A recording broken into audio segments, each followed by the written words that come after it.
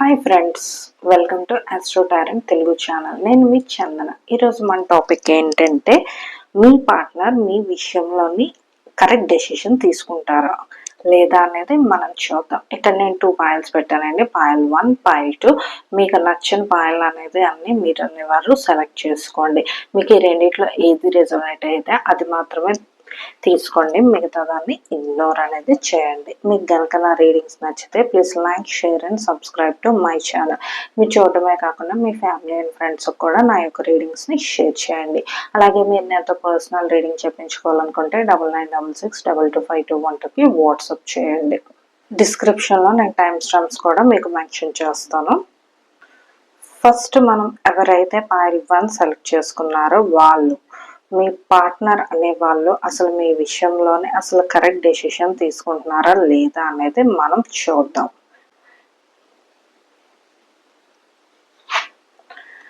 Okay, 9 of pentacles positive card వచ్చిందండి. చూద్దాం. Angels please guide me.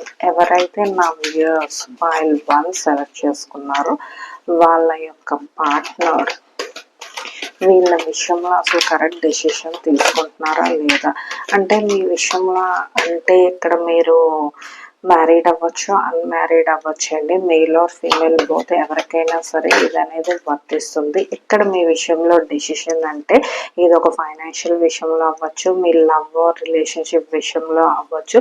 Present currently మీ యొక్క లైఫ్లో ఏ ఒక్క విషయం అయితే రన్ అవుతుందో ఆ విషయం కోసం మీ పార్ట్నర్ అనే వాళ్ళు కరెక్ట్ డెసిషన్ అనేది తీసుకుంటారా లేదా అంటే, ఇక్కడ మీ వైపు స్టాండ్ తీసుకొని ఉంటారా లేకపోతే అవతల వాళ్ళకి మోర్ ఇంపార్టెన్స్ ఇస్తారా అనేది కూడా మనం చూద్దాం. 6 of swords,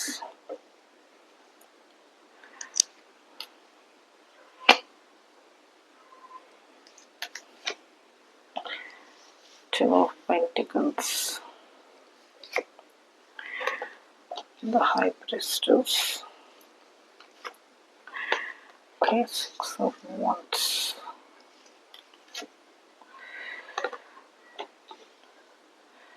Ten of Wands, Queen of Swords, okay, Sun card.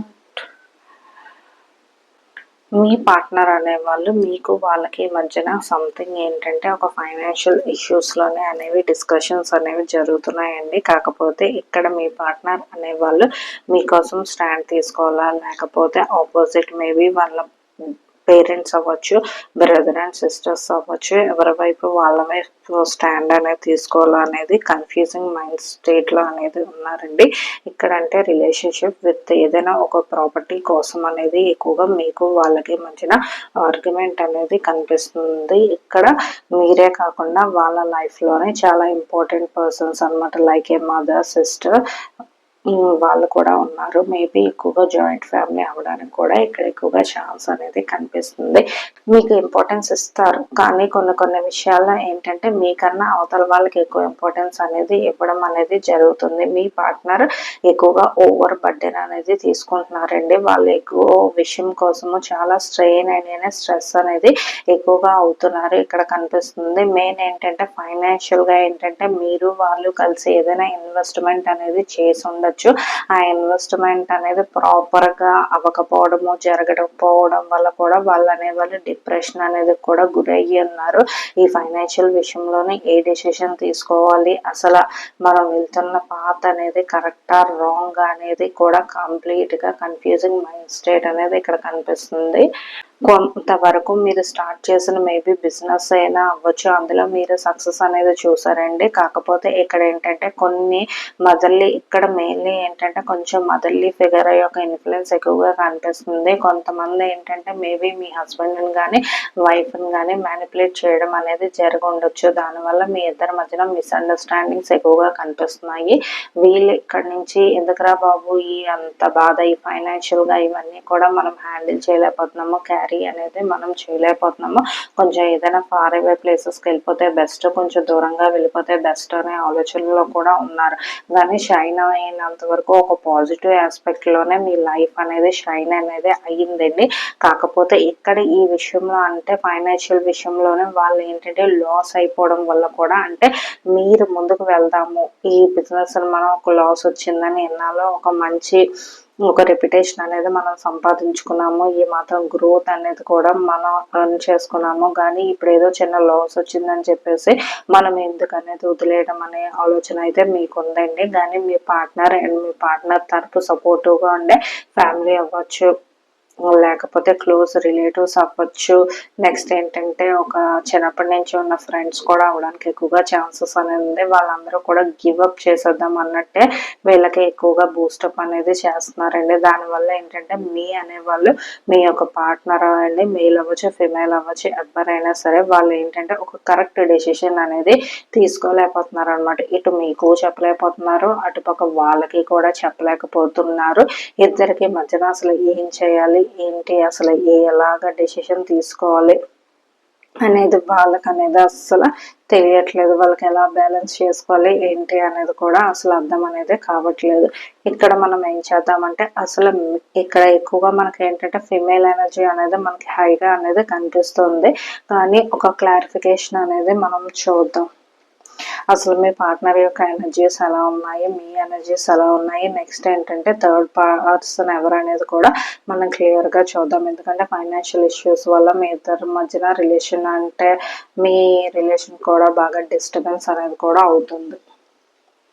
Please guide ఎవరైతే పాయింట్ 1 సెలెక్ట్ చేసుకున్నారో నా వ్యూయర్స్ వాళ్ళ యొక్క పార్ట్నర్ యొక్క current energy.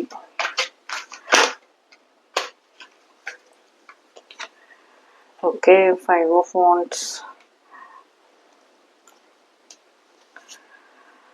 Okay, 9 of Wands.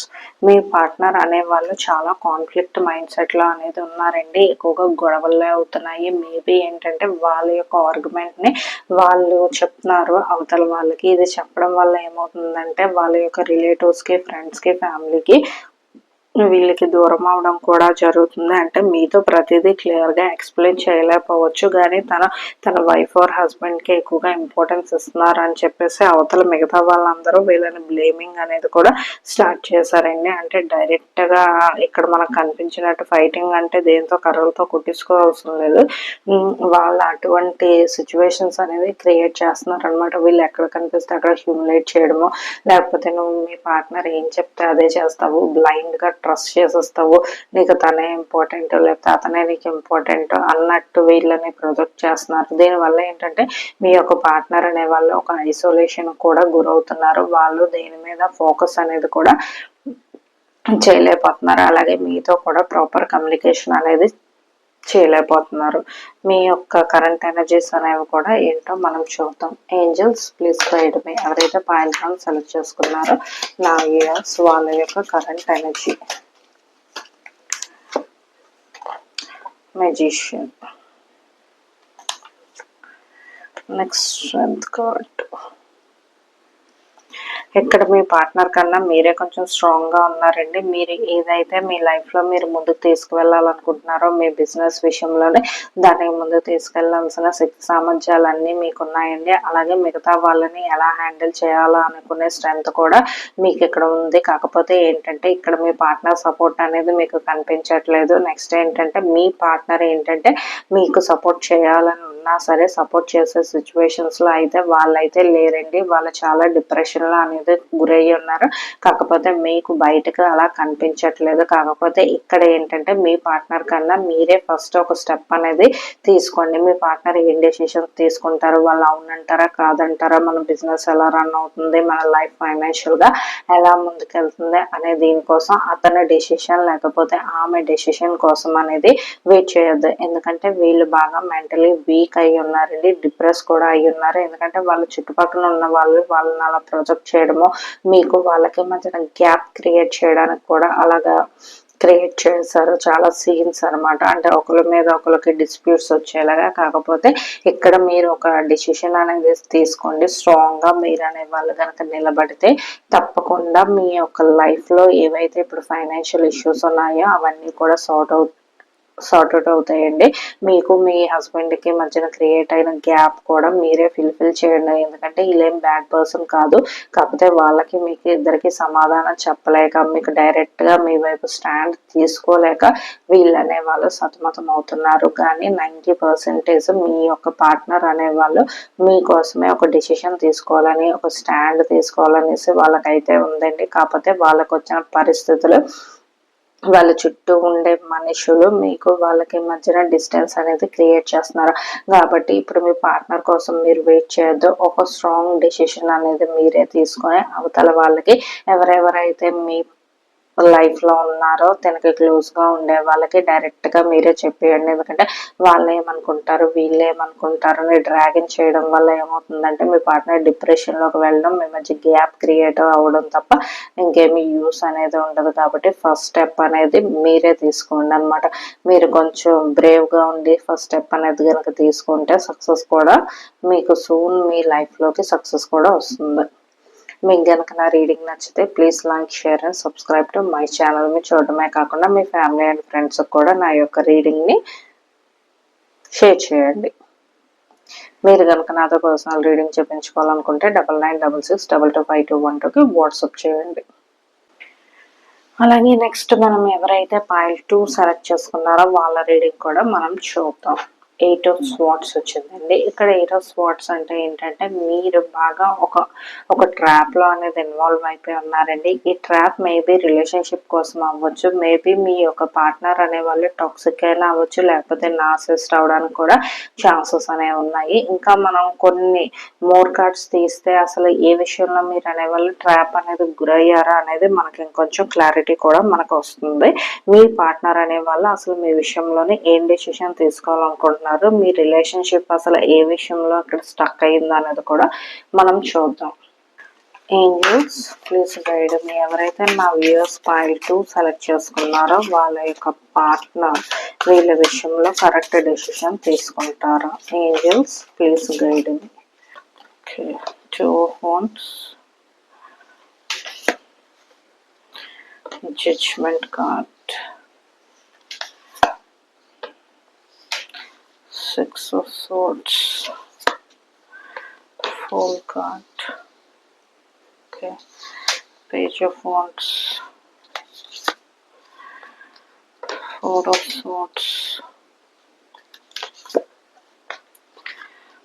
7 of Cups. Me partner అనే వాళ్ళు ఏంటంటే ఇక్కడ ఒక కన్ఫ్యూజింగ్ మైండ్ స్టేట్లో ఉన్నారండి. వాళ్ళ యొక్క ఫస్ట్ థింగ్ ఏంటంటే వాళ్ళ కోసమే ఎక్కువగా ఆలోచించుకుంటారు తప్ప మీకోసం అనేది ఏ డెసిషన్ తీసుకోవాలా ఏంటి అనేది వాళ్ళకి ఏం పెద్దగా ఇంపార్టెన్స్ ఉండదండి.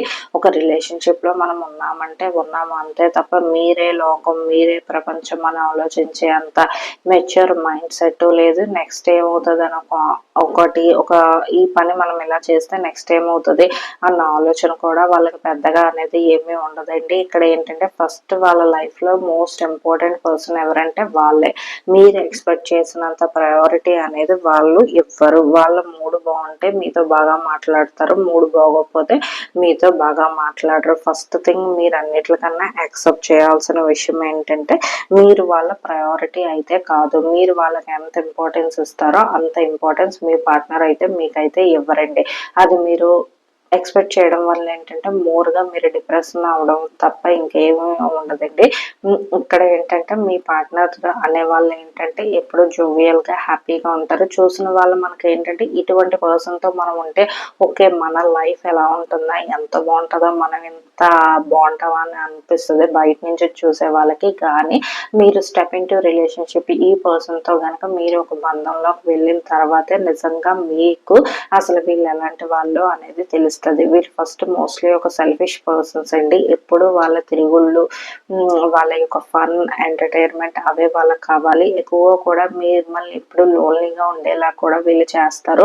ఎక్కువగా మిమ్మల్ని వదిలేసి ఫార్ అవే ప్లేసెస్కి వెళ్ళిపోవడము లాంటివి కూడా చేస్తారు. 90 50% అంటే మీరు ముందు ఎంత హ్యాపీగా ఉండేవాళ్ళో ఈ విషయం ఈ యొక్క రిలేషన్షిప్లోకి వచ్చిన తర్వాత ఎప్పుడూ లేని లోన్లీనెస్ అనేది మీ మనసుకు అనేది తెలుస్తుందండి. ఇక్కడ మీకు కావాల్సింది ఏంటంటే ఫస్ట్ థింగ్ అనేది మీరు ఒక ట్రాప్లో ఉన్నారండి. ఆ ట్రాప్లో నుంచి బయటకు రావడానికి అనేది మీరు అనేవాళ్ళు ట్రై చేయండి. ఫస్ట్ ఏంటంటే మీరు ఒక హీలింగ్ అనేది ట్రై చేయండి. మీకోసం మీరు ఒక మీ టైం అనేది ఉంచుకొని మీకోసం మాత్రమే ఆ టైం అనేది స్పెండ్ చేయండి. ఇప్పుడు రోజు అవతల వాళ్ళతో ఒక 1 hour అనేది మీరు మాట్లాడుతున్నారు అనుకోండి, అది 50 minutes తగ్గించండి.